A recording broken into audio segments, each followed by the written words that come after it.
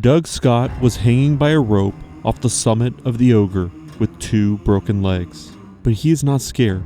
In fact, this was the first time the expedition had some excitement. Just the night before, he thought to himself that his journey so far had been boring, an unrelenting, long grind that had taken well over a month to reach the summit. Well, it certainly was not dull anymore. Doug couldn't help but find some amusement in this. His only safety net was his partner Chris, standing about 100 feet above him on a ledge. They were 9,000 feet from base camp, and the sun had left the sky an hour ago. The duo was running on fumes, but it was no longer about climbing. The only goal now is to survive. Most mountaineering accidents happen in just a few seconds. An avalanche occurs, a rock falls, or someone slips. The event is over in an instant, and then a rescue happens. But a climb rarely results in an actual survival situation in which the misery or unknown lasts for multiple days. Because of their rarity and intense drama, these tales become legendary. Stories that inspire others to continue when all hope seems lost. And there is none more famous than that of Doug Scott's. This is his story.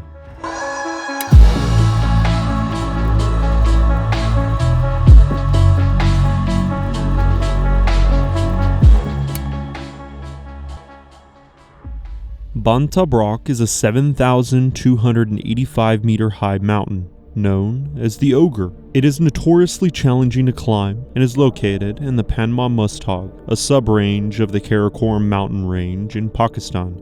Its altitude, height above local terrain, and steepness provide a challenge unlike any other.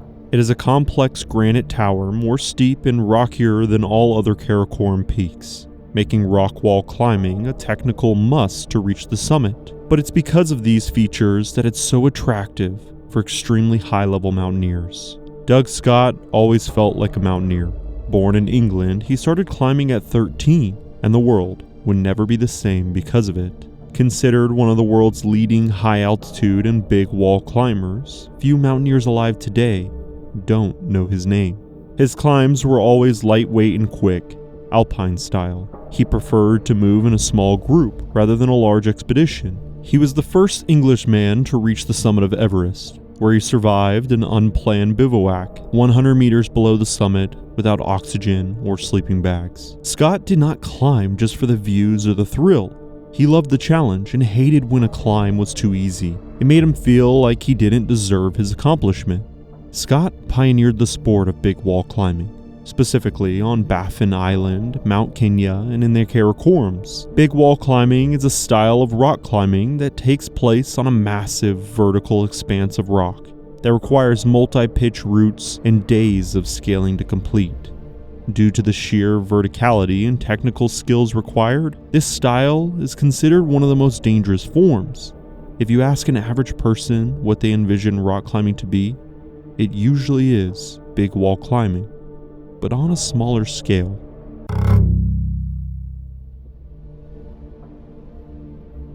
It was 1977 and the air was tense. There was an ongoing race for glory, to be the first man on top of the Ogre. The technical problems that the mountain provided would be a fun challenge if located in the Alps, but at nearly 24,000 feet, climbing becomes a race against physical and mental deterioration in the oxygen-deprived air. 2 years before, Scott was climbing in the Karakorams when he noticed the mountain. It was beautiful.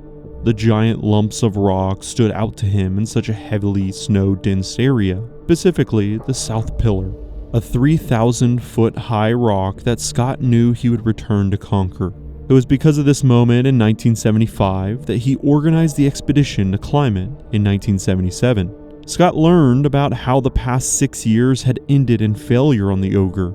2 British and 2 Japanese expeditions were unable to reach the top. All 4 attempts faced avalanche snow, steep rock, and unrelenting storms. The Japanese team reached a high point of 21,500 feet. However, above them lay some of the climb's hardest challenges: 1,000 feet of steep granite rock, steep ice faces, and long ridges before the final 800 feet of summit rock.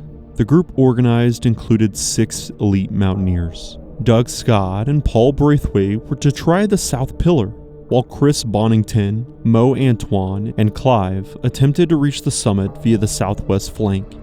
There was no leader, and making a single individual responsible for such an elite group would be laughable. Each man had so much experience that they could reach communal decisions without much debate. The 6 men traveled to base camp together with the help of men who carried their supplies. In some cases, the porters carried bags up to 60 pounds through a 12-mile hike over shifting ice and rock. Doug couldn't help but admire them and how carefully they were when moving, even admitting to himself that it was not something he thought he could do.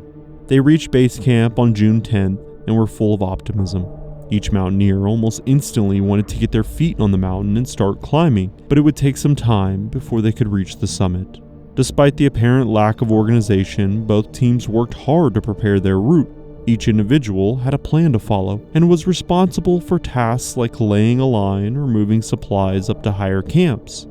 However, in the mountains, plans change in an instant. On June 18th, a loose rock on the route Doug and Paul were climbing unlodged itself and smashed into Paul's leg at the start of the South Pillar climb.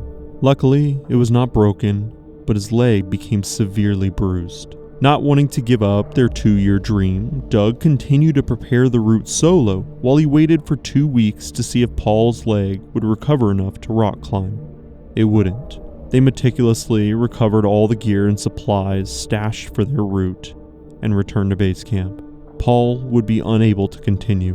While all this was happening, Chris, Nick, Clive, and Mo were busy climbing and fixing ropes in the ice rib leading to the West Col. In less than a week, they rose above advanced base camp at 17,000 feet to 20,000 feet on the Col. At this point, Chris and Nick took off for the top, while Clive and Mo descended due to the lack of supplies and needing more time to acclimatize. Chris and Nick would push up out of the Col, along a ramp and around to the south face. The climb proved to be more difficult than either mountaineer envisioned. The rock was much steeper, and Chris remarked that being stuck on the face in bad weather would be a death sentence. They even spotted fixed lines used by the previous Japanese expedition. The closer they got to the summit, the more Chris thought there would be a clear path, but there simply wasn't. They were near the summit, but the duo had simply run out of supplies and no longer had enough climbing equipment to safely traverse the last section. 4 days later, they would return in failure.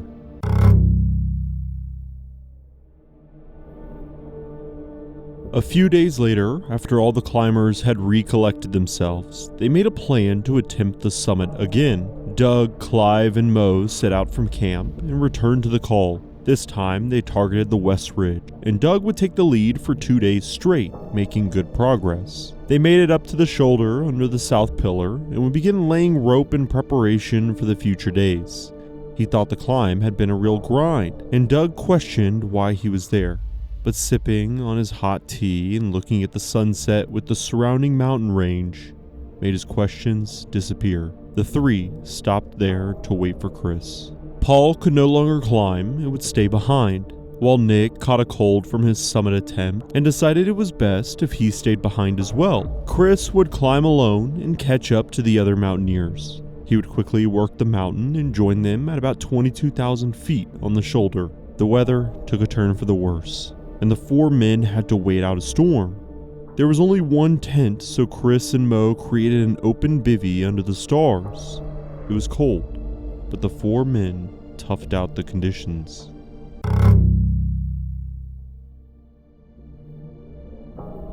On the morning of July 11th, the sky was clear.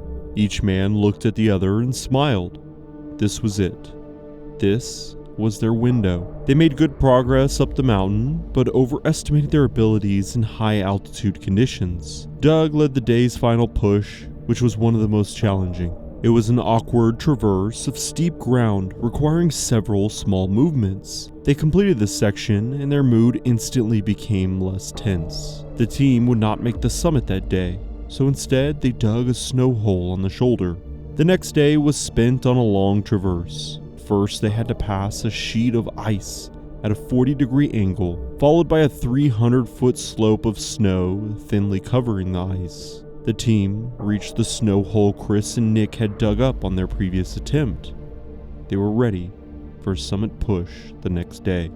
At 5 a.m., Doug and Chris set out. Mo and Clive planned to catch up to them a bit later. They climbed up a rock tower to rappel down on the col, followed by climbing back up the final rock tower needed to reach the summit. It took hours and was grueling work. They did not have enough rope as they climbed and were forced to pull up their already established lines to continue climbing higher. Doug started on the final steep wall. It was nearly vertical and completely smooth. A thin crack proved useful for anchor placements. He climbed up 8 feet until he was forced to stop. There was no more crack, but there was another one just 20 feet to the right. Doug performed a pendulum-like motion across the wall, running along the face. He had a dozen attempts before finally his hand snagged onto the crack. He resumed his climb up to the overhang, then he pulled himself up over the top. It was now 4 p.m. and there were only 3 hours of daylight left.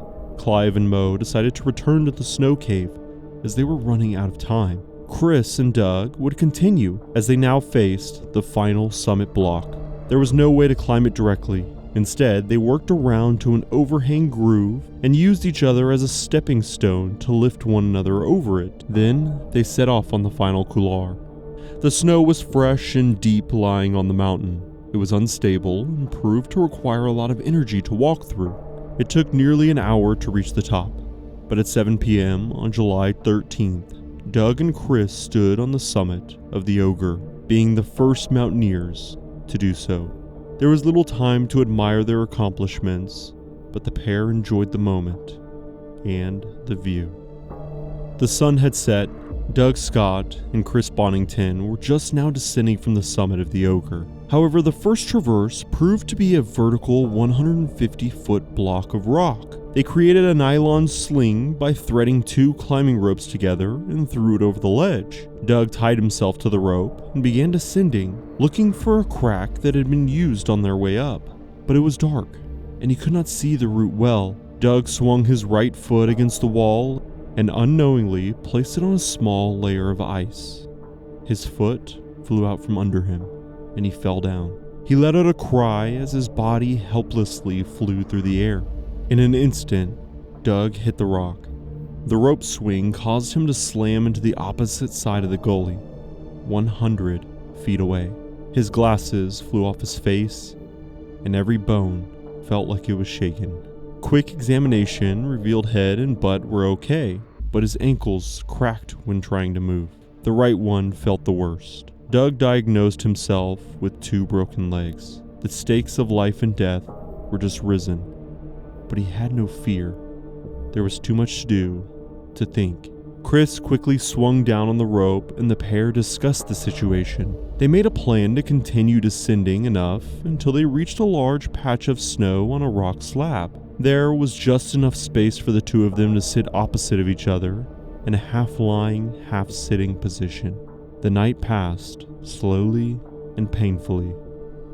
At 5:30 a.m., they set out again, rappelling 4 rope lengths until they reached the snow cave that Mo and Clive were resting in. Mo helped carry gear down, and they spent the day preparing food and carving out a downward path for Doug. The men would return to the snow cave and sleep that night, exhausted. The next day, a blizzard prevented the men from doing anything. The visibility and conditions were just too bad to climb.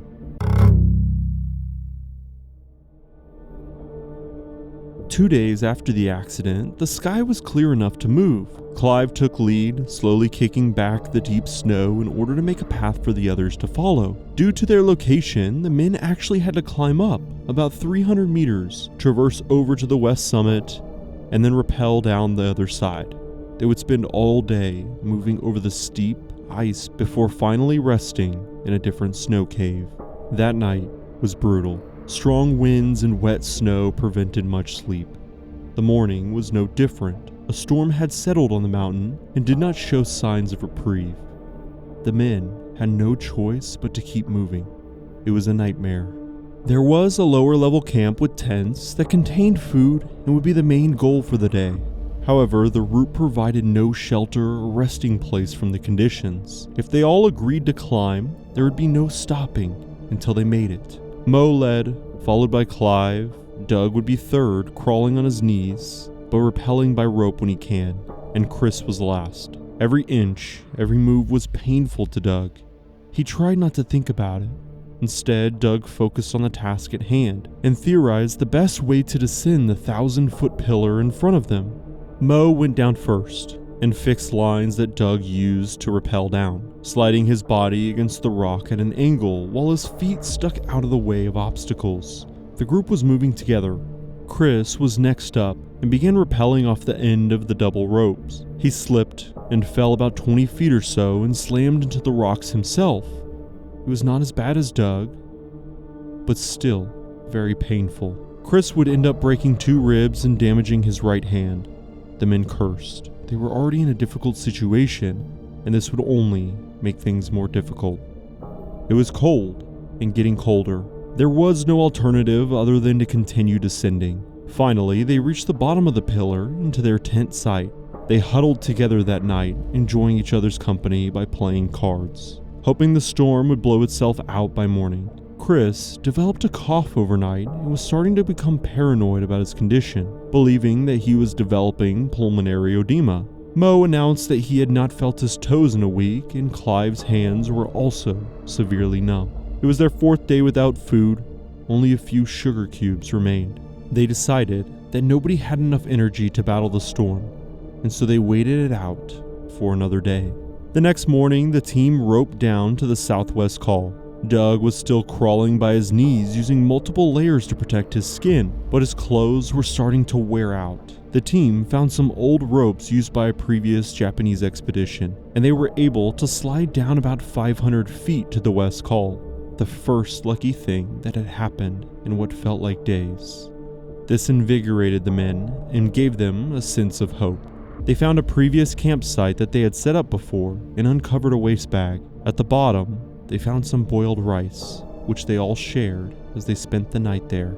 The weather finally started to break the following day, and the men were getting closer to their advanced base camp.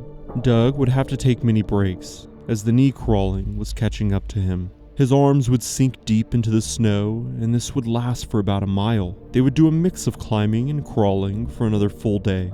Chris was in bad shape. He struggled to keep up and coughed up yellow fluid that night.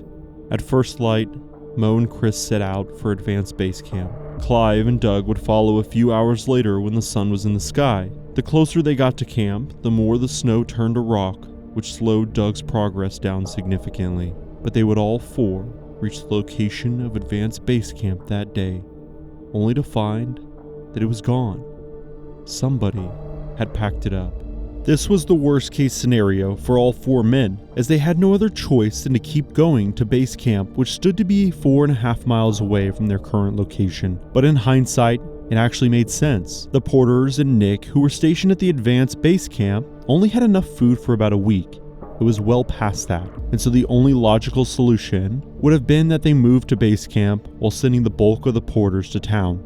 After a better analysis, the kitchen area had no tent, but there was a cache of food stashed with a note that stated, "In the unlikely event of you reading this, I have gone down for help." Mo took off for base camp alone, while the other 3 men waited for his return.